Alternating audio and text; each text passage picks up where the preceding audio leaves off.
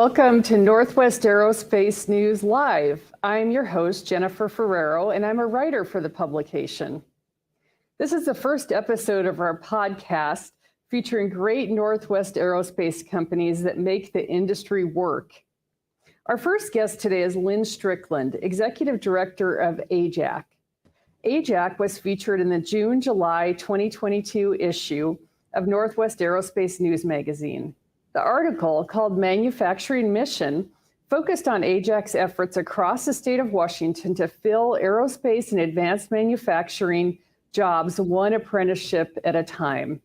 Read the article on the website northwestaerospacenews.com. Let's welcome today's guest, Lynn Strickland. Welcome, Lynn. Well, good morning, Jennifer. Nice to see you. Good morning.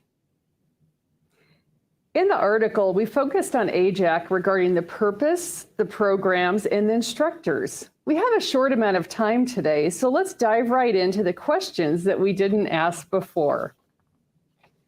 Lynn, in the article, you stated that you've provided apprenticeships in 17 of 39 counties in Washington, and you've had over 1,400 students participate in AJAC apprenticeship programs.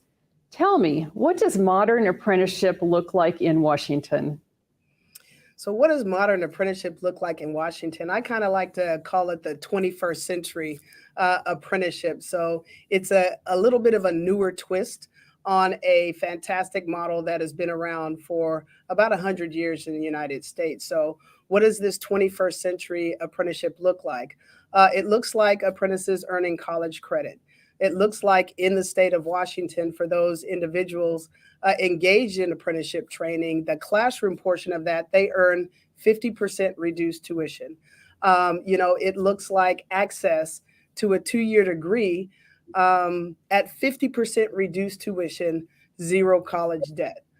So those are some of the things that it looks like. It also looks like apprentices being instructed by current industry experts. So those people who are currently in industry coming back and spending their time to be able to transfer their knowledge onto the next generation. And it also looks like expansion into non-traditional industries such as IT, healthcare, bioscience, as well as all of the many sub industries of advanced manufacturing. Fantastic. Well, it sounds like a great option for so many people. Why are apprenticeships a good training model for the advanced manufacturing industry? Please share an example from an employer's perspective. So I believe that apprenticeship is a good training model for the advanced manufacturing industries because, as I said a little bit earlier, apprenticeship has been around for about 100 years in the U.S., and it's been around even longer in Europe. And so they generally tend to use the apprenticeship model as an option to be able to develop and train individuals. So from an employer's perspective, what apprenticeship brings is it helps to reduce waste. It increases in production, but it also can be used as a recruitment and a retention tool. So we know that COVID has kind of expedited what they call the rejiggering or the refiguring. There's a different term every week. People going from different places and stuff. But when we talk to individuals that are getting into industry, they really want to understand what their career is going to look like. And so with apprenticeship, you really are able to see, what you're going to be learning, what you're going to be training in, what that looks like in real time as you're getting paid. And so really from the employer's perspective, whether we're talking about American Structure and Design over here in Auburn, or Washington Beef in Yakima, or K&N Electric Motors over in Spokane, these are the things that employers that will help employers to be able to develop their workforce. So one specific example with K&N Electric over in Spokane is they were looking for a machinist, and I think on average it's about 30 days open positions.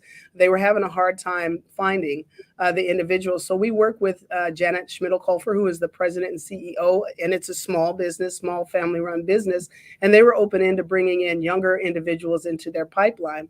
And so we were able to work with K&N Electric, and we got a great young woman. She is fantastic. She's 18. She is a sponge.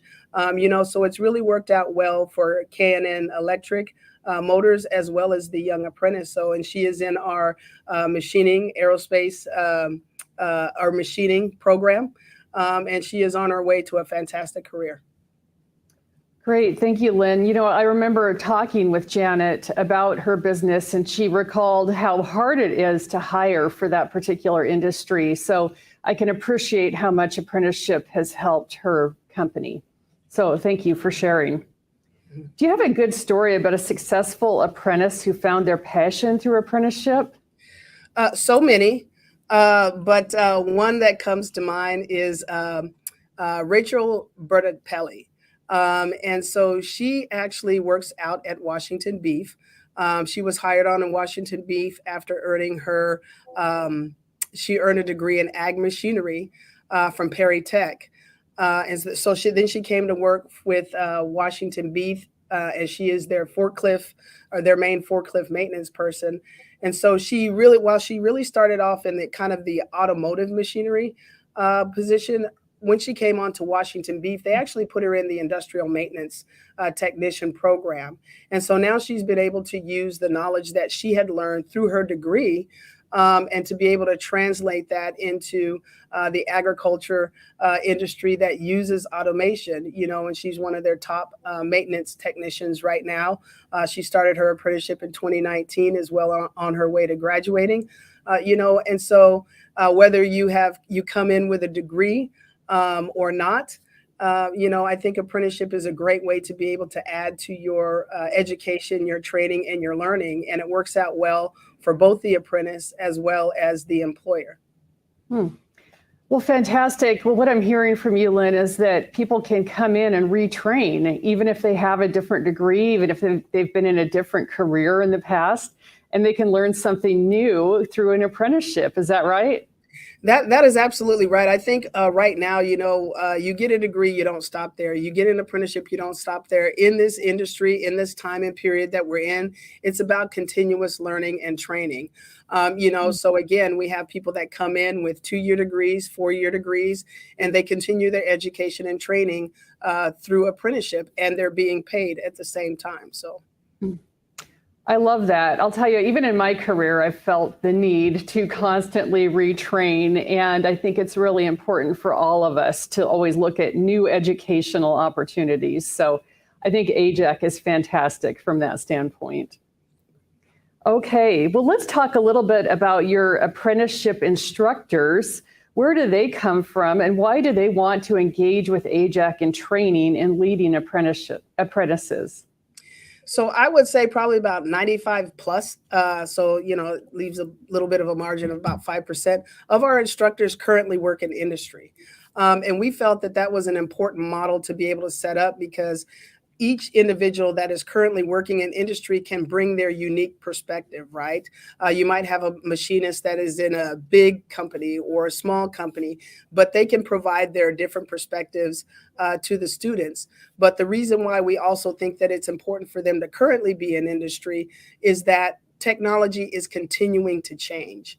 And as we try to keep up with that technology, because we want to make sure that the apprentices are learning what is currently going on in industry, not something or a skill that is 4 or 5 years, you know, old. So it's very important for us to hire part-time instructors, you know, that are currently working in industry. And what they also contribute, they contribute as subject matter experts. So as we're constantly revising the curriculum, you know, they have their input to be able to ensure that the apprentices are learning the current technology that's out there in industry.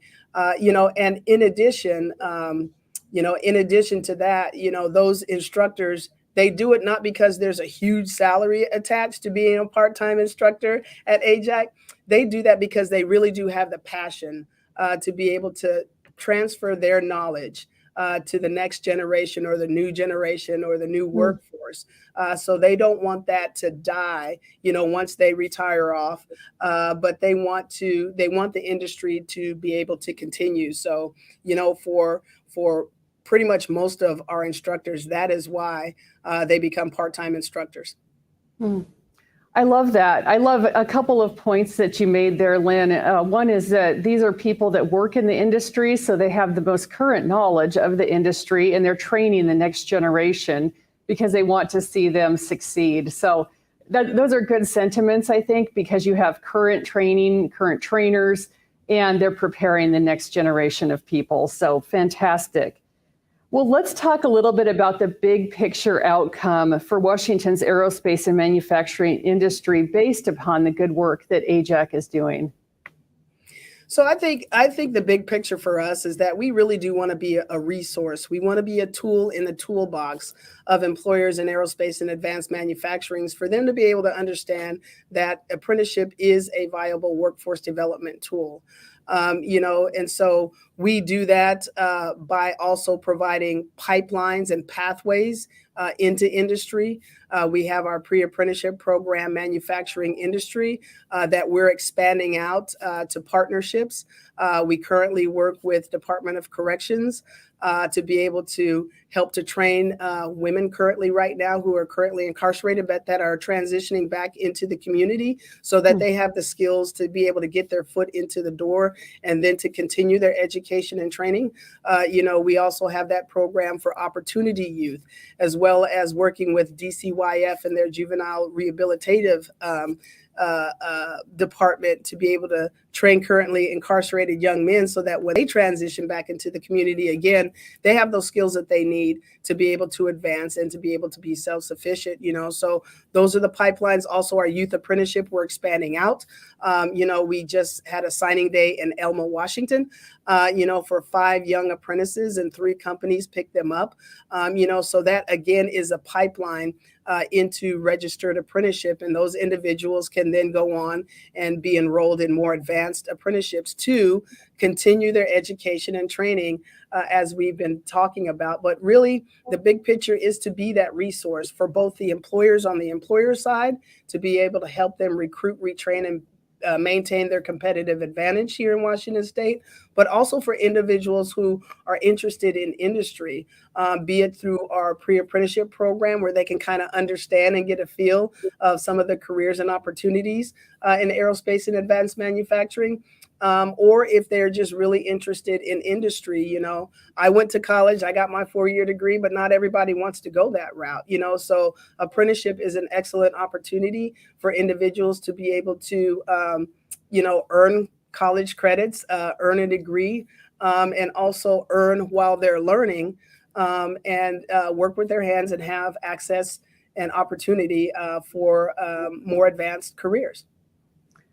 Gosh, that is fantastic. I'm hearing that people of all ages can potentially enroll in an apprenticeship. They can retrain, they can come in right after high school, or they can join later in life, or even if they've had some mistrials in their life or some challenges, they can come in and choose to go in as an apprentice as well, which is exciting. So, well, Lynn, thank you so much for coming on to today's podcast. Well, thank you, Jennifer, and thank you to Northwest Aerospace Magazine for having me. Wonderful. Well, this podcast, again, it's sharing more about what we do with Northwest Aerospace News Magazine. We talk about stories here in the Northwest in the aerospace and advanced manufacturing industries. There's so much to share. There are so many stories to tell.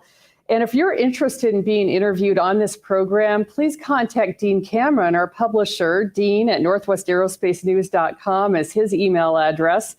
And until next time, keep on engaging with Northwest Aerospace News Magazine. Sign up for a free subscription online or look at the website and read the articles that way. We have robust feature stories in the aerospace and advanced manufacturing industry. Well, goodbye.